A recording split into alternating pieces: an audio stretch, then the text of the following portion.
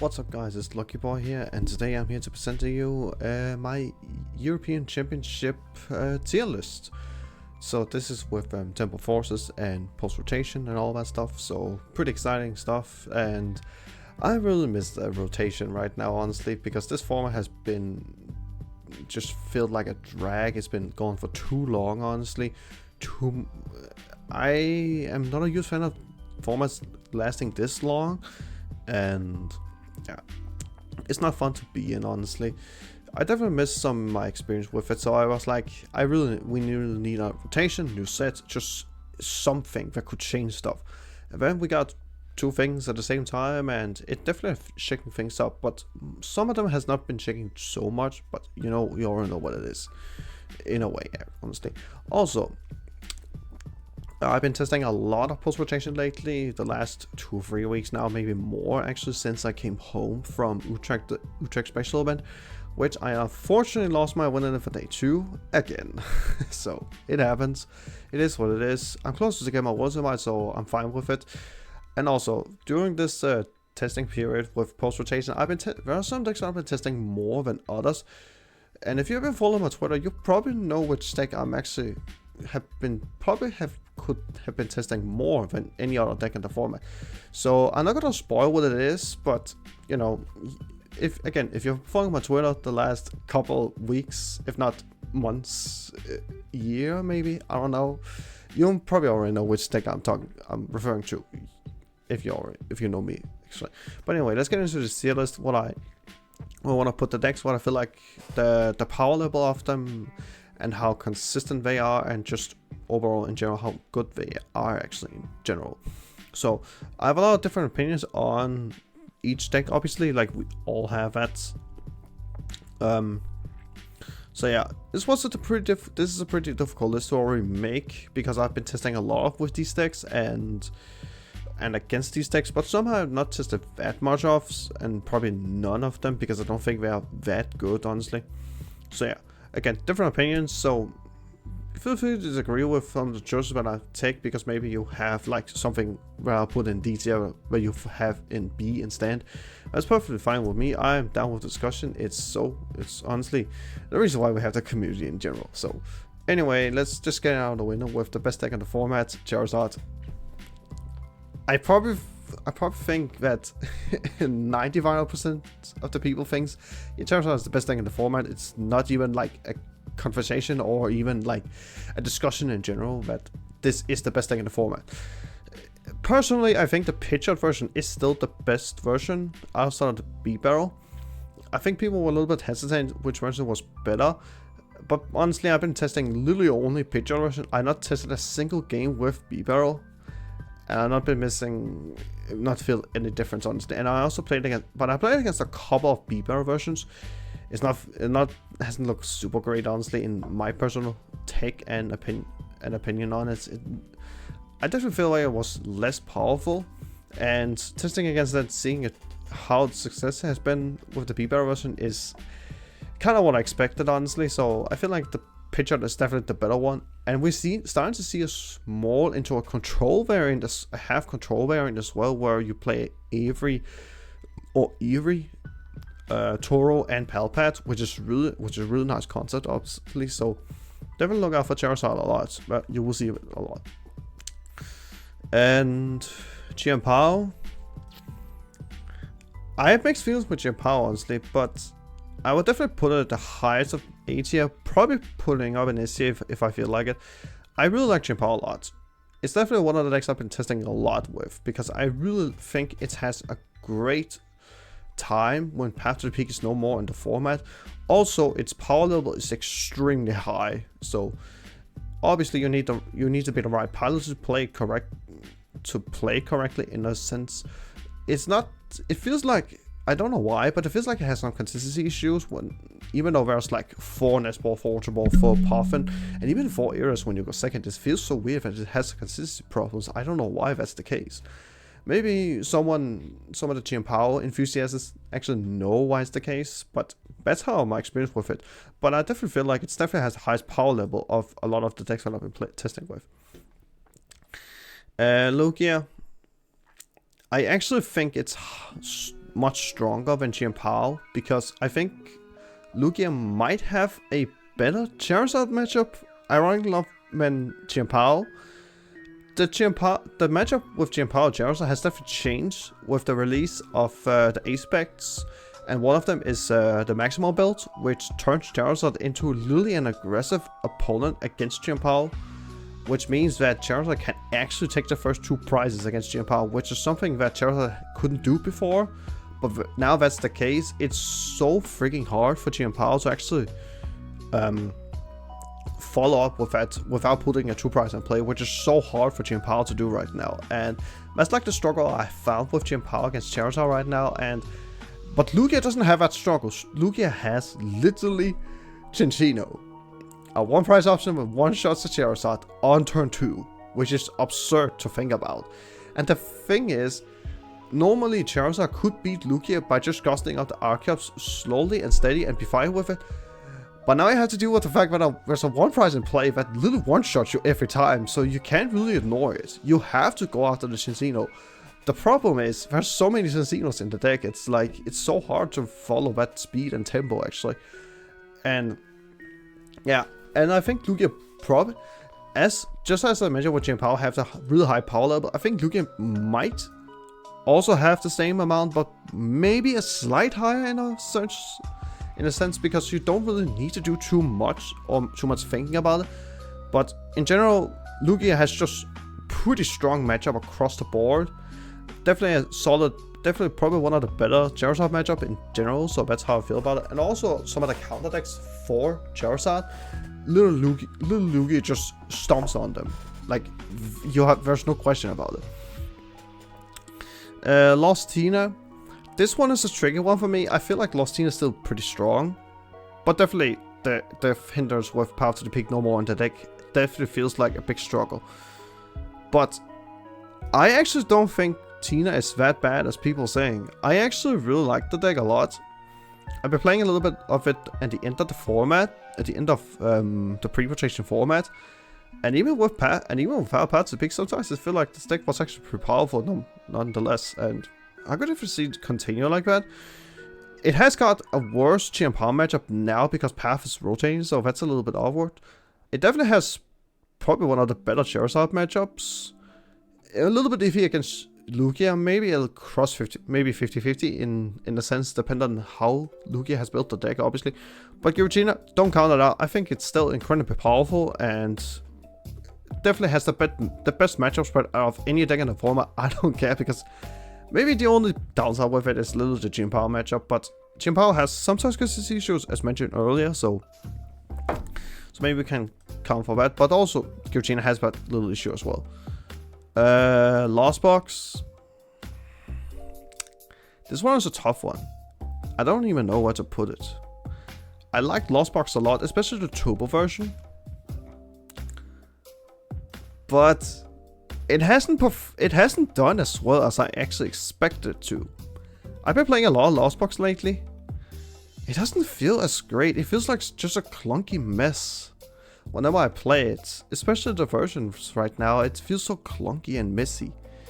And I feel that so many times now. It's like, and it doesn't matter how well I draw, it feels like it every time. So I don't know about you guys, and I know there's a lot of people that really like Lost Box in general, so but that's just how I feel about Lost Box right now after a lot of my testing with it. So it doesn't feel super great as it sounds like, but it's still a pretty powerful deck. Obviously, it's still a great toolbox deck, so don't count it. Don't count it out, obviously. So Snorlax, the one we all love to hate, and I hate to admit it. It feels pretty powerful, honestly. And honestly, I actually want to put Pitcher Control as well up here. I think both of them are pretty powerful. I still favor Pitcher a little bit better, because I feel like Pitcher is just so powerful of a card. Now that Path is gone, it's looking pretty good. If you ask me, an ability to search any card in your deck every turn feels so powerful, and you can't even stop it. There's very few instances where I actually can stop it, but let's be real, it's rare that's the case. And Snorlax, standard Snorlax, obviously as always. The only problem with these two is literally the Giratina matchup. Probably has like the worst one, but it's manageable. And also, I think probably they have a difficult time against Lugia, from my experience with it, and also with what I've seen people talk about, and also testing against it. So, if you can actually dodge those two matchups, you're probably pretty fine against the rest, because you have a pretty good sword matchup and a really good Chimpao matchup for sure. If they do not attack for you, obviously. So, but pretty powerful. I also say that they're both pretty powerful. You can argue with the pitch up maybe being less consistent, but I still think the win rate with pitch up is still way higher than Snorlax. Snorlax is just more consistent, which is like the favor of it. But I like both of them in general, honestly. Arctina is definitely B tier. Arctina probably has the, for what I haven't tested the matchup myself, but for my understanding, it probably has the best sword matchup out of any other deck in the format. It's literally a sword hater deck. But you are struggling against Lugia. Again, which I already said, the decks against sword struggles against Lugia a lot. And I think Arctina probably is the worst. And I've seen a couple of approaches with Arctina actually playing the Aerodactyl V-Star to actually have a chance against Lugia. But you have to use your V-Star power for it, so I'm not 100% sure how I feel about that, but I definitely seen experimentation with it, and I think it's really cool. But again, you can also sometimes, when you're just judging people and just like being very consistent with that, so I actually like Arctina for that reason, and there's no path in the format, so you're always guaranteed to start birth. And also, you're pretty good against control matchups in general, and also against the Lost Zone decks in general because of Judge, which is really powerful. Golden Go, not a huge fan of it, honestly, and I think it still struggles a little bit, but it's definitely really powerful. And the new code breaking supporter, the future card that stacks 2 cards from your deck on top, it seems pretty good of a combination with each other. Like Golden Go is already an inbuilt draw engine, and you have a supporter that stacks 2 cards.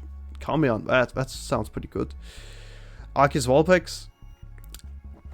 It is an anti-meta deck, and you have to call it correctly in the format.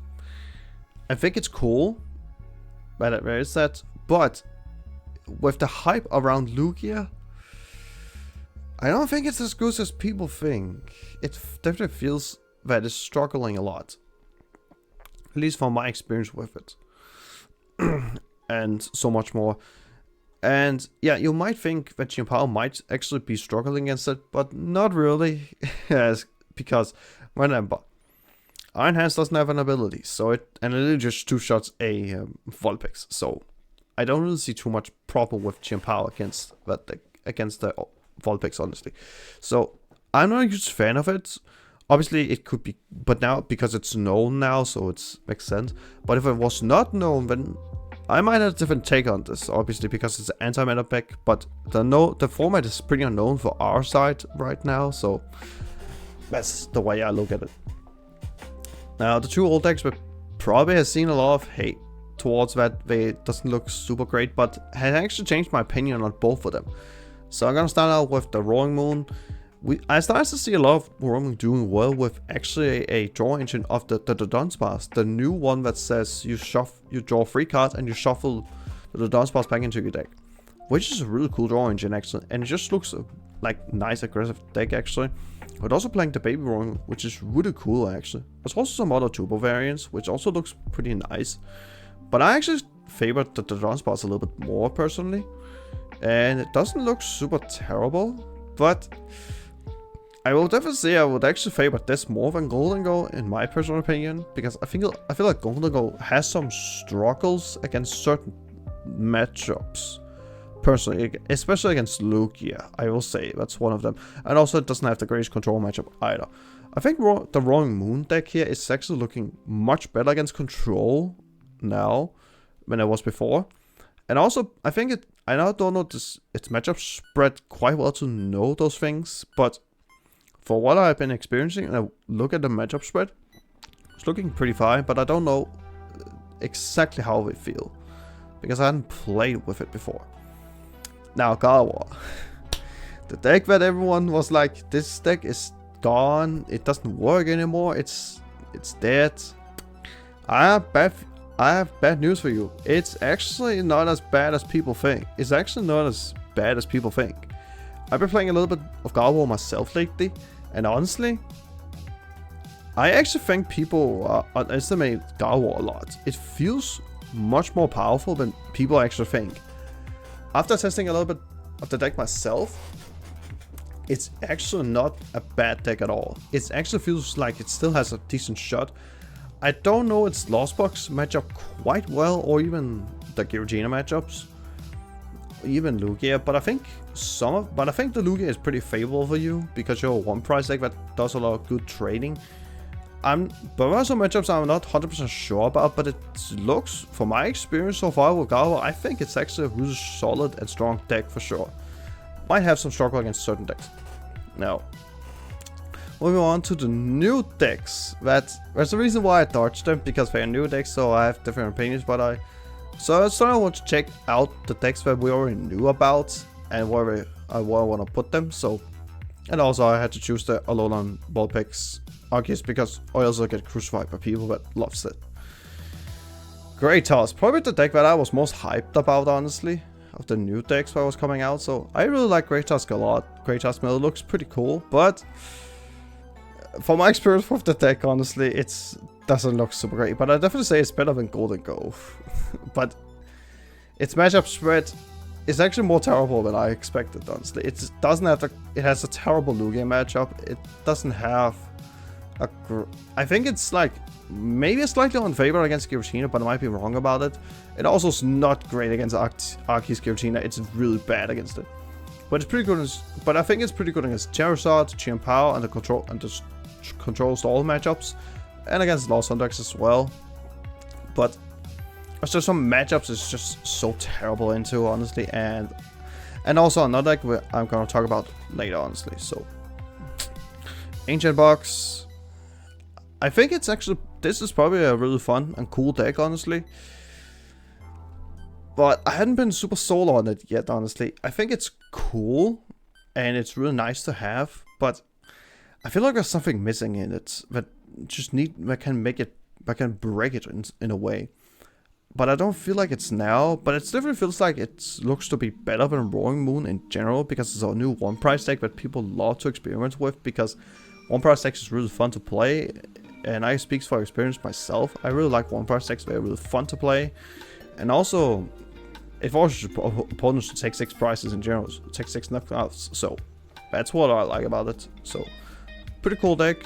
But, hasn't got too much of my expectation with it. So, Future Hands. The deck that seems to be really hyped into the format. And in general, just looking pretty solid overall. So, its matchups, it's without a doubt, the best matchup it has is definitely the Lugia. I think you probably winning 90% of the times against Lugia. And I've been playing the deck myself a little bit, and I will destroy the Lugias every time, for the most part.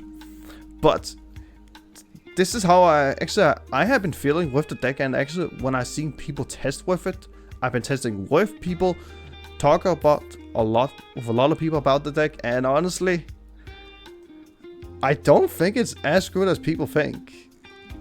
Maybe definitely higher than Giratina, honestly, but maybe a little bit back or maybe actually higher, I guess.